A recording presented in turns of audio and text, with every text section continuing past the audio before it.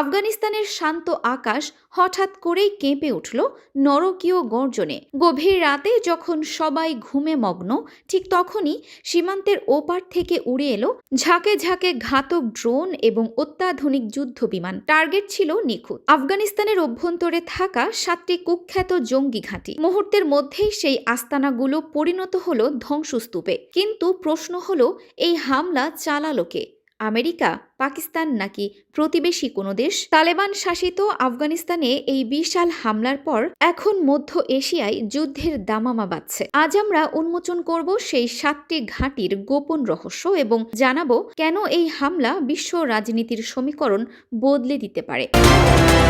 গোয়েন্দা রিপোর্ট অনুযায়ী এই বিমান ও ড্রোন হামলা চালানো হয়েছে আফগানিস্তানের পূর্ব এবং দক্ষিণ সীমান্ত এলাকায়। খোস্ত এবং কুনার প্রদেশের দুর্গম পাহাড়ের ভেতরে লুকিয়ে থাকা 7টি নির্দিষ্ট আস্তানাকে টার্গেট করা হয়েছে। সামরিক বিশ্লেষকদের মতে এই ঘাঁটিগুলো ব্যবহার করত নিষিদ্ধ ঘোষিত সংগঠনগুলো, যারা সীমান্তের ওপারে নাশকতা চালাত। হামলাগুলো এতটাই নিখুঁত ছিল যে বড় কোনো বেসামরিক ক্ষয়ক্ষতি ছাড়াই নির্দিষ্ট ভবনগুলো উড়িয়ে দেওয়া হয়েছে। এর মানে হলো হামলাকারীরা দীর্ঘ সময় ধরে এই ঘাঁটিগুলোর ওপর নজরদারি চালিয়েছিল। এই হামলা কি কোনো বড় গোয়েন্দা সফলতার ফল, নাকি কোনো দেশের দীর্ঘদিনের জমানো ক্ষোভের বহিঃপ্রকাশ?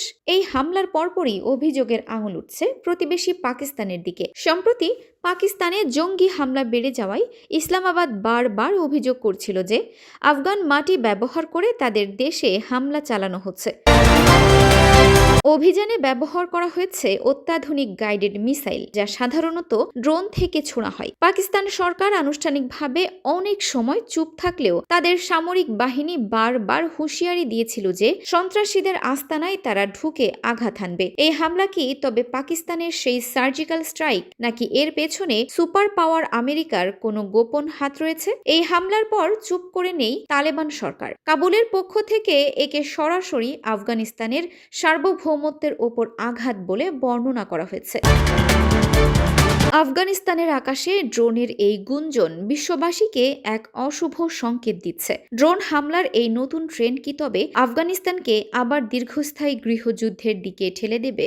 আপনার কি মনে হয়, এই হামলার পেছনে আসল হাত কার? পাকিস্তান নাকি আমেরিকা? কমেন্টে আপনার মূল্যবান মতামত জানান।